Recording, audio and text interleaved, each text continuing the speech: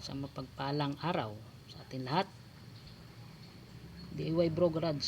So for JA1 engine, yan o. So low power. Naglinis tayo ng turbo.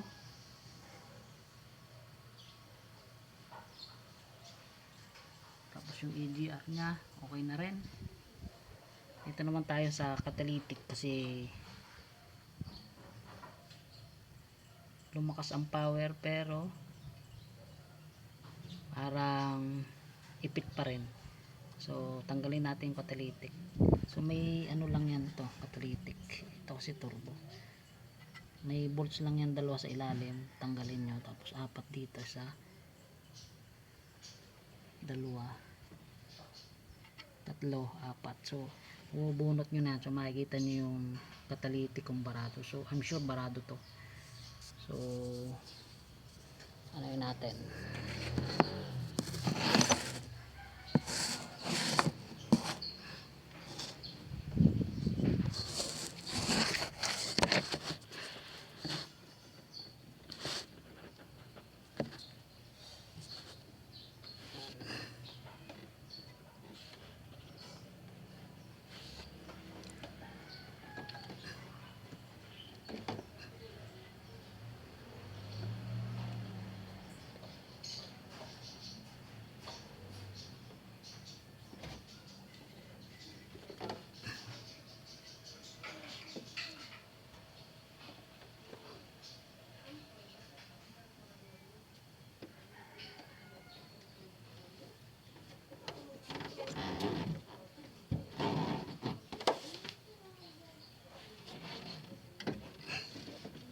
Yan.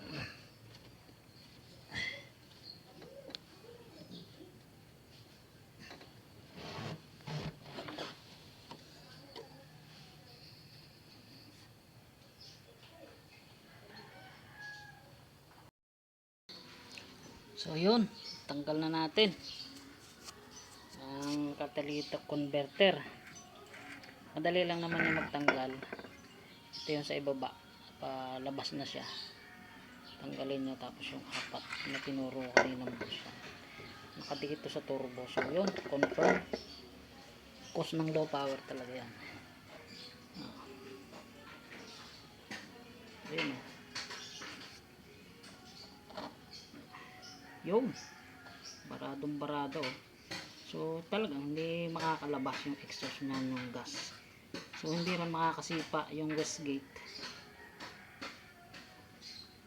Possible kasi hindi niya ma-release eh. So pag release ng exhaust, ano siya, parang iikot lang, babalik kasi hindi ma-release. Ang dumi oh. So linisan natin mga bro. Sorry. Yan o. Yun. So